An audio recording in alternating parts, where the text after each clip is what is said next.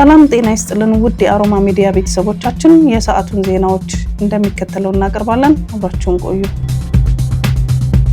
እስራኤል መከላከያ ኃይል በሊባኖስ ውስጥ በሚገኙ በርካታ የሂዝቦላ ይዞታዎች ላይ አዲስ የጥቃት ማዕበል መጀመሩን አስታውቋል። የሊባኖስ መገናኛ ብዙሃን እንደዘገቡ ከሆነ ከእስራኤል ከተሰነዘሩ ጥቃቶች መካከል አንዱ በደቡብ ሊባኖስ የምትገኘውን የማህሙዲያ ከተማ አቅራቢያ የሚገኝ ስፍራን ኢላማ ያደረገ ነው። እስራኤል ይህንን እርምጃ የወሰደችው የሂዝቦላህን ወታደራዊ አቅም ለማዳከም እንደሆነ የገለጸ ሲሆን በቀጠናው ያለውን ውጥረት አሁንም እንደቀጠለ ይገኛል።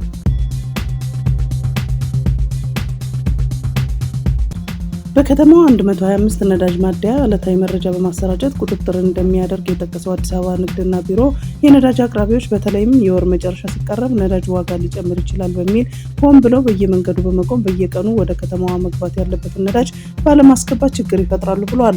በቂ ነዳጅ አለ ለማለት በቀን ከ2.8 ሚሊዮን ሊትር በላይ ናፍጣ፣ 2 ሚሊዮን ሊትር ቤንዚል መኖር እንዳለበት ያመለከቱት በአዲስ አበባ ንግድ ቢሮ የንግድ ኢንስፔክሽን እና ሬጉላቶሪ ዳይሬክተር አቶ ዮሴፍ አሰፋ በአሁኑ ወቅት ያለውን የናፍጣ መጠን ግን 2.5 ሚሊዮን ሊትር እንደሆነ አመልክተዋል። በከተማይቱ ነዳጅ ለመቅዳት ረጃጅም ሰልፎች የመታየት ምክንያት ይኸውም ነው ያሉት ዳይሬክተሩ ይህንኑ ጉዳይ ለሚመለከተው የነዳጅና ኢነርጂ ባለስልጣን ማሳሰባቸውንም ገልጸዋል።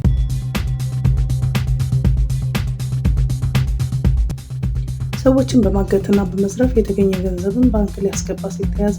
በምዕራብ ሸዋ ዞን አንቦ ወረዳ ሰላማዊ ሰዎችን በማገትና በመዝረፍ የተገኘ ገንዘብ ባንክ ሊያስገባ የሞከረ ግለሰብ በቁጥጥር ስር መዋሉን ፖሊስ አስታውቋል። የአምቦ ወረዳ ፖሊስ ጽሕፈት ቤት አዛዥ ኢንስፔክተር ከበደ ገራልቻ እንደገለጹት ኦብሳ ረጋሳ የተባለ ግለሰብ በአምቦ ወረዳ ጉለልፋ ቀበሌ ውስጥ ሰላማዊ ሰዎችን በማገትና በመዝረፍ የተገኘ 450,200 ብር አምቦ ከተማ ወደሚገኝ ባንክ ለማስገባት ሲንቀሳቀስ በቁጥጥር ስር መዋሉን ተሰምቷል። ግለሰቡ ግንደብረት ከተማ ተወልዶ ያደገና በአሁኑ ሰዓት ሆለታ ከተማ የሚኖር ሲሆን ከንጹሃን ማህበረሰብ የተዘረፈውን ገንዘብ ከሌላ ግለሰብ ተቀብሎ ባንክ ለማስገባት ሲንቀሳቀስ በአካባቢው የጸጥታ አካላት በቁጥጥር ስር መዋሉን ተናግሯል።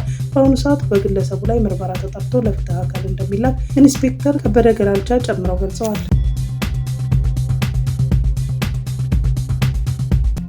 በሰሜንና ደቡብ ጋዛ በእስራኤል በተፈጸመ ጥቃት 17 ፍልስጤማውያን መገደላቸውን ሆስፒታሉ አስታወቀ። የእስራኤል ጦር ጥቃቱ የተፈጸመው በሰሜናዊ ሰርጥ አሸባሪዎች ተኩስ ከፍተው በቢጫው መስመር ውስጥ በግዳጅ ላይ የነበረን ወታደር ክፉኛ ከቆሰሉ በኋላ ነው ተብሏል። እስራኤልና ሐማስ የተኩስ አቁም ስምምነት ከተፈራረሙ በኋላ እስራኤል የምትቆጣጠራቸው ስፍራዎች በቢጫ መስመር ተለይተው ተቀምጠዋል። የእስራኤል ጦር አክለውም የተኩስ አቁም ስምምነት በግልጽ የጣሰ ላለው ጥቃት የአየር ኃይሉና የምድር ጦሩ አባላት ኢላማውን የለየ ጥቃት መፈጸማቸውን ተናግረዋል። የሆስፒታሉ ኃላፊዎች በጋዛ ከተማና ሃን ዩኒስ አካባቢዎች በተፈጸሙ ጥቃቶች ከተገደሉት መካከል 6 ህጻናት እንደሚገኙበትም ተናግረዋል። በጋዛ ከተማ የሚገኘው አልሺፋ ሆስፒታል በድንኳናቸውና መኖሪያ ቤታቸው ውስጥ ሳሉ የተገደሉ 5 ህጻናትን ጨምሮ 13 ሰዎች አስክሬን መረከቡን አስታውቋል። በሃን ዩኒስ የሚገኘው ናስር ሆስፒታል በበኩሉ በደቡባዊ ቂዛን ራሽዋን በሚገኘው መጠለያ ላይ በተፈጸመ ጥቃት 1 ህጻንን ጨምሮ የ4 ሰዎች አስክሬን መረከቡን ይፋ አድርጓል። እስራኤልና ሐማስ በጥቅምት ወር የተፈረመውን የሰላም ስምምነት በመጣስ እርስ በርስ ይወነጃጀላሉ። የጋዛ ጤና ሚኒስቴር ከተኩስ አቁም ስምምነት በኋላ እስራኤል በፈጸመችው ጥቃት 529 ሰዎች መገደላቸውን ሲገልጽ፣ የእስራኤል ጦር በበኩሉ 4 ወታደሮችን በፍልስጤማውያን ጥቃት እንደተገደሉበት ይፋ አድርጓል።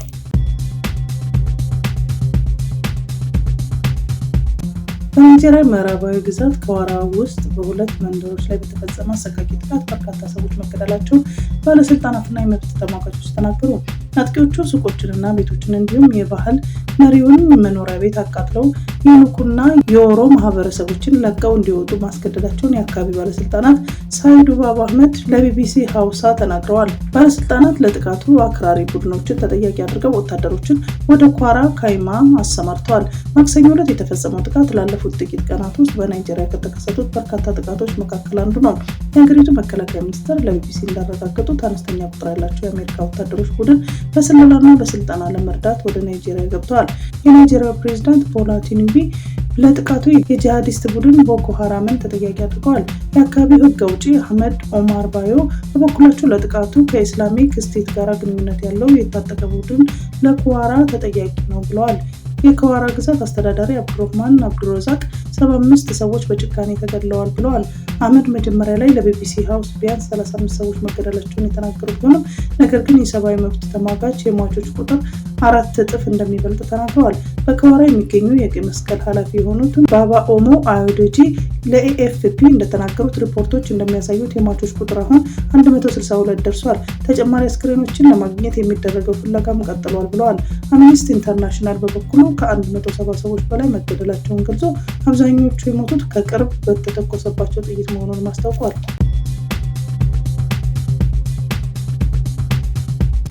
የማንነትና የወሰን ጥያቄዎችን የሚያደናቅፍ ማንኛውንም ኃይል በጽኑ እናወግዛለን ሲሉ ሰልፈኞች አወገዙ። በቆቦ ከተማ የህወሓትን ጦርነት በመቃወም ህዝባዊ ሰላማዊ ሰልፍ እየተካሄደ ነው።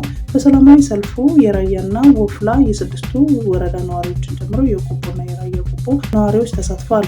ሰልፈኞቹ የማንነትና የወሰን ጥያቄዎቻችን የሚያደናቅፍ ማንኛውንም ኃይል በጽኑ እናወግዛለን፣ የራያና ወፍላ የስድስቱ ወረዳ ወሰንና ማንነት ጥያቄ የፌዴራል መንግስት አፋጣኝ መልስ እንዲሰጥ እንጠይቃለን፣ ለራያ ህዝብ ወሎ ጌጣችን፣ አማራ ቤታችን፣ ኢትዮጵያዊ እናታችን ናት የሚሉ መልእክቶችን ተላልፈዋል። አየር መንገዱ አቋርጦት የነበረውን የመቀሌ በረራ ዳግም አስጀመረ። የኢትዮጵያ አየር መንገድ ከጥር 21 ቀን 2018 ዓ.ም ጀምሮ ላለፉት 5 ቀናት ወደ ትግራይ ክልል የሚደረገውን በረራ አቋርጦ የቆየ ቢሆንም ማክሰኞ ጥር 26 ቀን 2018 ዓ.ም ዳግም በረራ ማስጀመሩ ታውቋል። እንደ ፍላይት ራዳር 24 የበረራ መቆጣጠሪያ ድረገጽ መሰረት የበረራ ቁጥር ኢቲ 102 የሆነ ቦይንግ 737 ማክስ 8 አውሮፕላን ከጠዋቱ 2 ሰዓት ከቦሌ አየር ማረፊያ ተነስቶ ወደ መቀሌ አሉላ አባነጋ አውሮፕላን ማረፊያ አቅንቷል። በኤሌክትሪክ መሰረተ ልማት ላይ ስርቆት ሲፈጽም የተገኘ ግለሰብ በቁጥጥር ስር ዋለ። በአማራ ክልል ደቡብ ጎንደር ዞን በነፋስ መውጫ ኃይል ማከፋፈያ ጣቢያ 33 ኪሎ ቮልት ወጪ መስመር ተሸካሚ የብረት ምሰሶ ላይ ስርቆት ሲፈጽም የነበረ ግለሰብ የአካባቢውን የጸጥታ ኃይል ከህብረተሰቡ ጋር ባደረገው ክትትል በቁጥጥር ስር ሊውል ችሏል። መካከለኛ መስመሩን ለነፋስ መውጫ ከተማ ውሃ አገልግሎት፣ ለታች ጋይንት፣ ለክምር ድንጋይና የአካባቢው አገልግሎት የሚሰጡ መጋቢ መስመር ነው። የባህር ዳር ሪጅን ከአካባቢ መስተዳደር አካላት ጋር ባደረገው ውይይትና የአካባቢው ጸጥታ አካላትን ባደረገው ክትትል በህገ ወጥ ግለሰቦች መካከል አንዱን ግለሰብ የነፋስ መውጫ ፖሊስ በቁጥጥር ስር አውሎ ምርመራ እያካሄደ መሆኑን ገልጿል።